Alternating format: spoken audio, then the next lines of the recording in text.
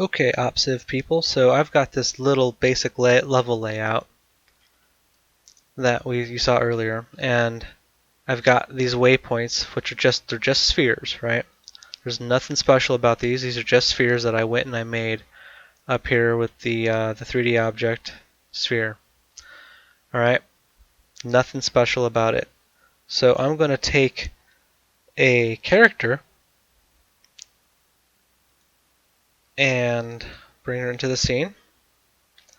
Alright, so I'm going to do a different character than Grunk. I'm kind of bored with Grunk, actually.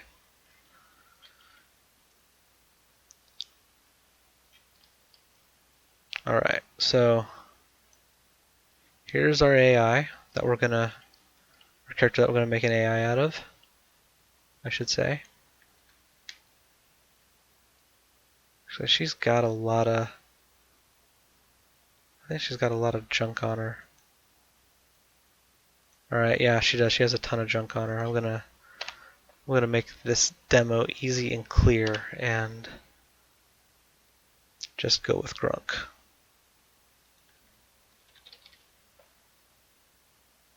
Alright, Grunk Mechanum. Grunk is free in the asset store if you guys wanna use him. Wonder. Yeah, just search on Grunk.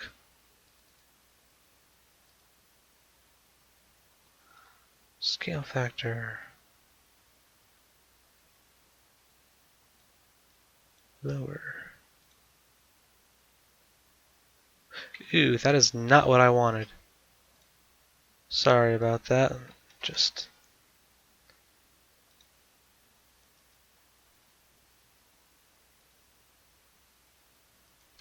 scale him down. Quit playing games.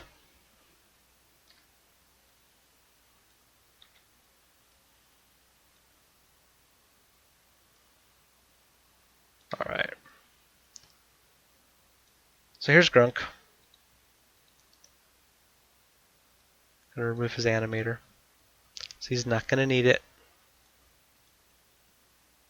Alright. So to do this with the Opsive controller, open up your start window, launch the character builder, drag your character in. Actually, hold on, I'm gonna rename this.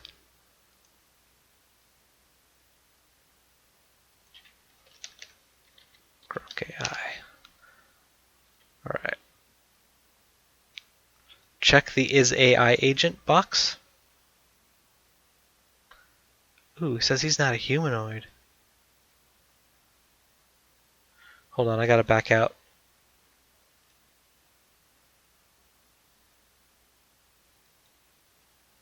Okay. Let's get rid of this. Grab this, import him.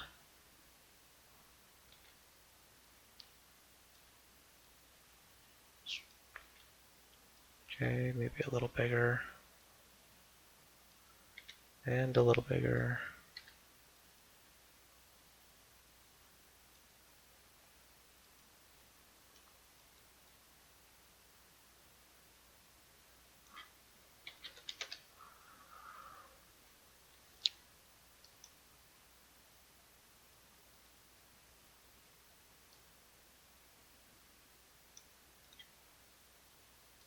There's that. Is AI.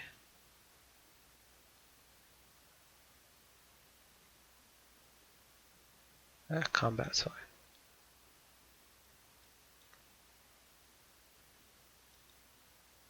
fine. He is a humanoid.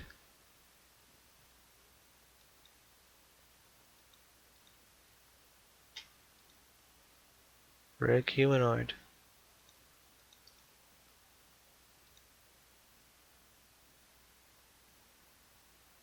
What is going on there?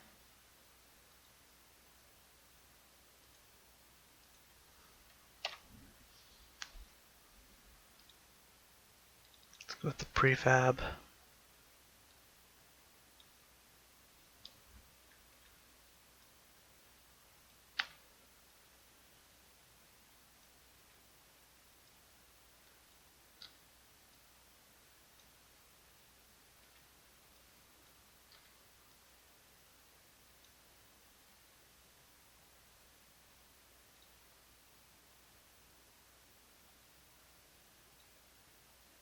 Alright, the prefab works.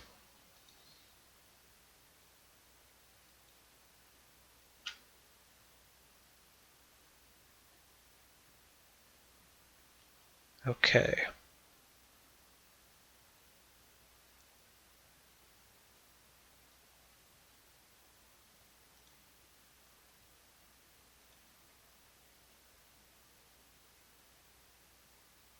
Why does he have an input on him? Should not have an input.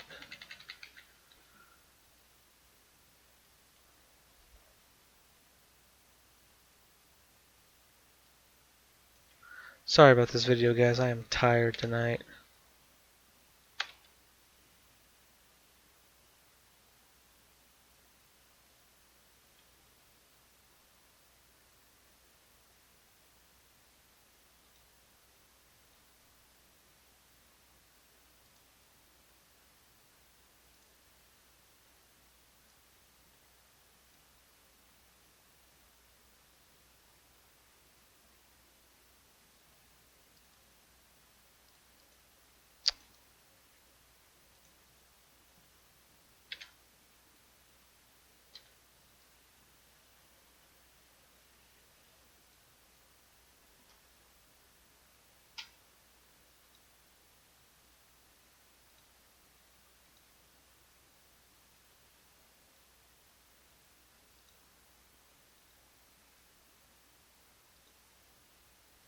Alright.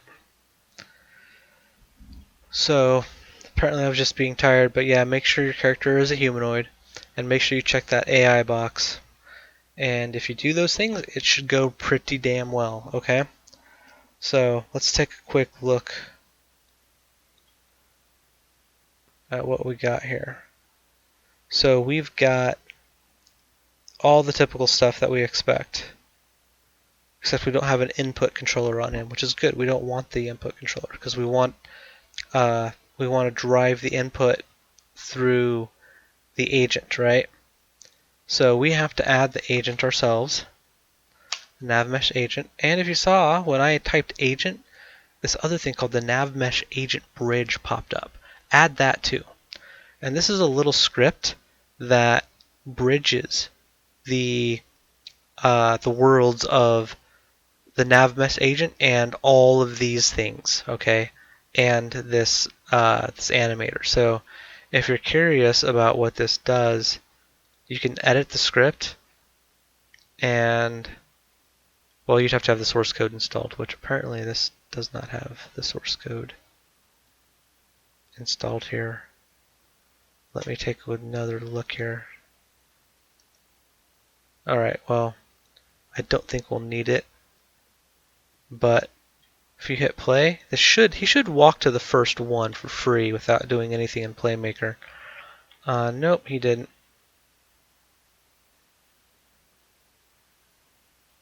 He didn't do anything. Okay, that's fine.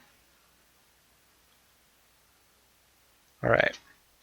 So, he does stand there though. So he stands there and he idles, which is great.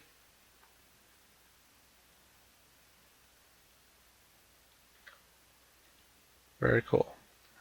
So now we need to get him running to these waypoints. So let's go to Grunk. Let's add his FSM.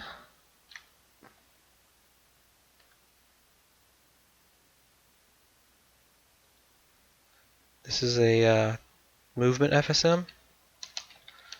This will be extended later to handle more movement types than just patrolling a path. We may not use that yet, but we will in the future most likely. Alright, so I know I want to find a path,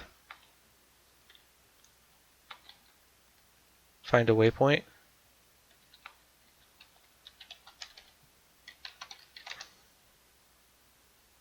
and walk to the waypoint. Okay, those are the two basic states that we're going to do here. So I've got all these spheres that I want to use as waypoints. Alright? I can filter the scene so that only the spheres show up right there. Really handy. Except when I need my grunk. Damn it, that wasn't that slick. Alright.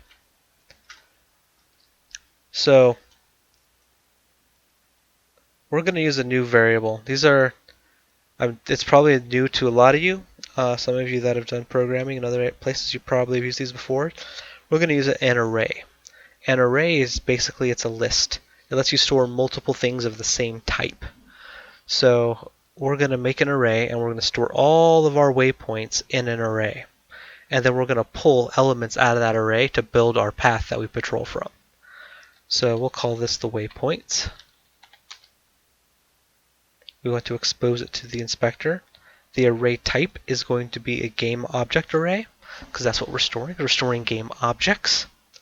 You can have arrays of pretty much any type of data as you see in here, but we only want game objects. Alright. The size is currently set to 0. I have 15 spheres in here, starting at 0 up to 14. It's a total of 15.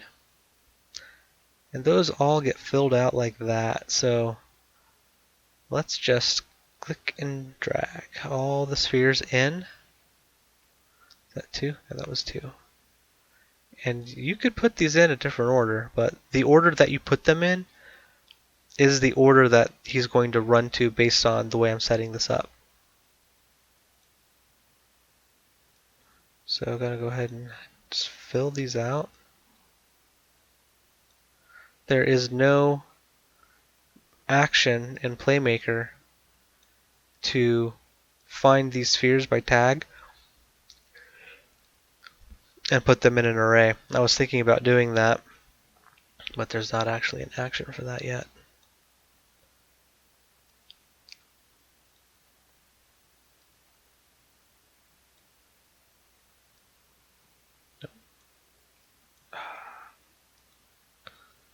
This is why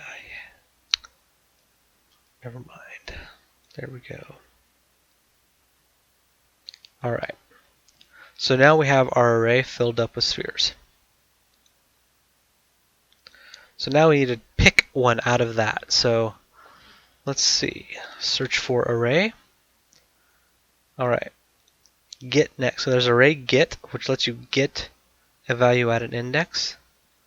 Which I guess we could do a little, couple of states to track the index. And the index is just, which element is it, right? So index 0 would be sphere. Index 1 would actually, maybe it would be index 1, whatever. Oh, wait, here we go. First item is 0. That's what it says. Okay, so yeah, 0, element 0. So 0 index equals element for you doing array. What we want is we want get next, because this has a sort of a looping mechanism built in. Ugh. So the array we want to get from is the one we just made, waypoints.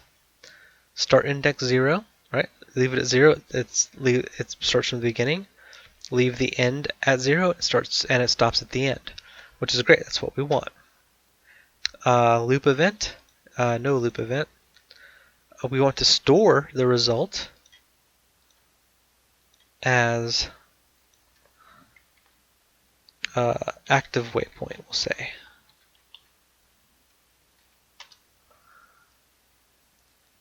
And then we want to set the destination of the navmesh agent to the active waypoint.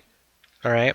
So the agent is what allows the character to navigate the navmesh, right? So we want to tell the agent to move to that point. Search on agent. There's that in my recent, but we want to set agent destination.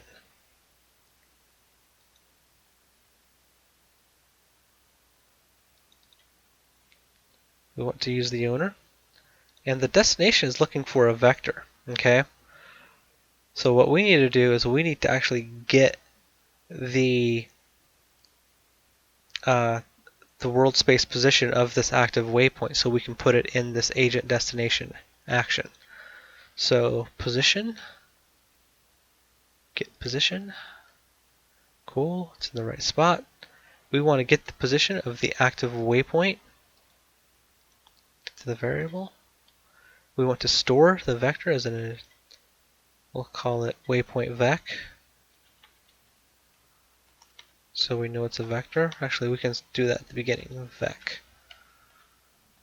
waypoint. Should not have a plus in the name, that was bad. Meant to do an underscore.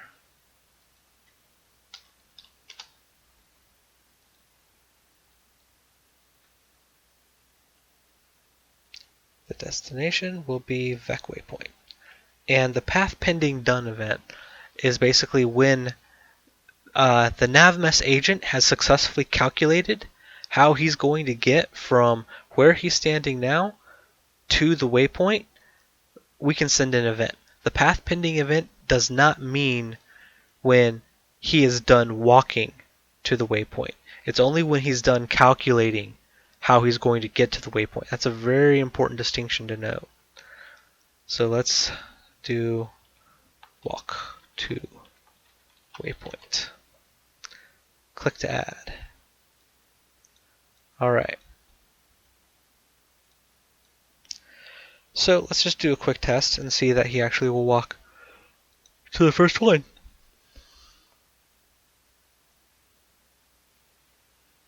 Looks like it's a go. Yep, he does, and he stops. So when he gets to that waypoint, we want him to go back and get another destination. So let's see here. There's an agent action for when he's done. So I think it's get, not the destination. We don't want to get the actual destination. We want to get the remaining distance. Yes, this right here. Alright. So we want to store the remaining distance left between where he's at on the path and the destination. This is remaining distance. Let's try it like this. This is kind of bugged right now in Playmaker. So that's a little unfortunate, but I'm going to give it a shot anyway. Just in case, like, if it does work. So arrived is, hey, he actually finished walking to the waypoint, send the next event. So let's get new waypoint. So if he arrives at the destination, get a new waypoint. Click to add that transition. Now, this was bugged in my earlier testing, so I don't have high hopes of it working in Playmaker. But let's see what happens. Yep, he just kind of stops. As you can see, oh, here's the thing. I forgot to do that every frame. Alright, let's see. Let's see how close he gets in this little debug right here. So he gets within 1 unit before stopping. Okay? So there's another way we can sort of get the arrived event functionality, and that's with the float compare, which is under math, I think. It's also in my recents, but I want to find it for, oh, nope, it's in logic. There we go. Now the first float we want is the remain distance, and we want to compare it to 0. So if it's, let's actually make it not 0, let's make it 1, because he's getting like within 1. So if it's equal to 1, get a new waypoint. If it's less than 1, get a new waypoint. And let's give it a tolerance, which is basically if it comes within a certain threshold of the float you're comparing to, it will fire off the events. And we want to do that for every frame. Let's see what we got here.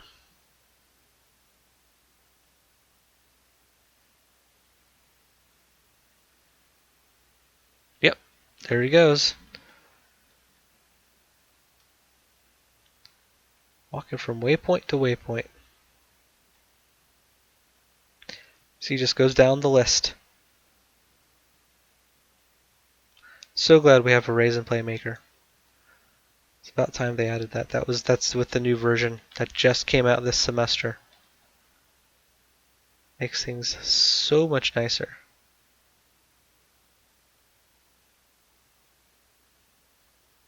Alright. So this is what you gotta get a character doing. Just this for this class. Don't worry about anything extra or anything fancy. Just get him walking around a level, going through waypoints.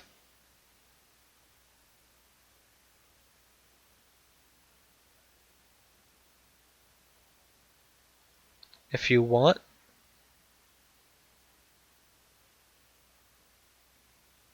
I have an idea. I just had an idea. I wonder if these colliders aren't screwing it up because he can't get close enough to have the path pending done event fire, right? So let's see. Maybe it was something really simple all along. I'm going to turn off this float compare. So if that will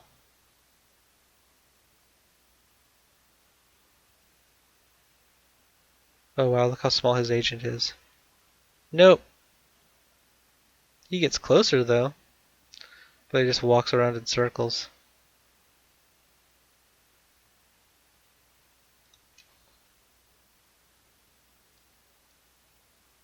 Let's resize his agent. I'm sorry I didn't see that. But you see this little cylinder down here? That is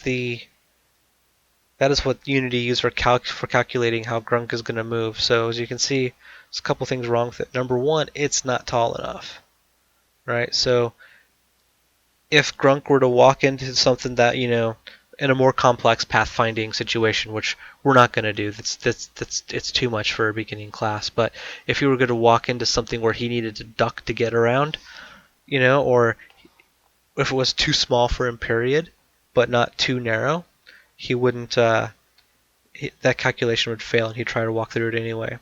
So make sure you get the height right, and I'm going to give him a more radius as well. There we go. So, stopping distance. Let's give him a little bit of stopping distance too. Maybe that will help him trigger a pathfinding event. Please work.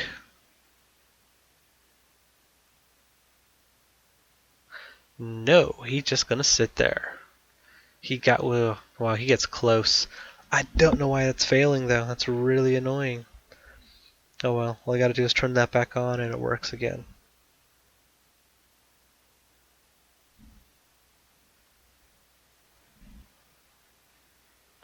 There he goes, walking around.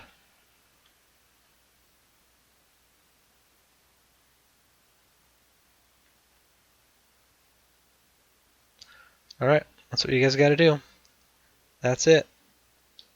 If you feel like it, and you get tired of having to look at these waypoints, you can also disable the mesh renderer, and those will go away. They'll still be there. It's just not going to render them. So it looks like he's actually following a path.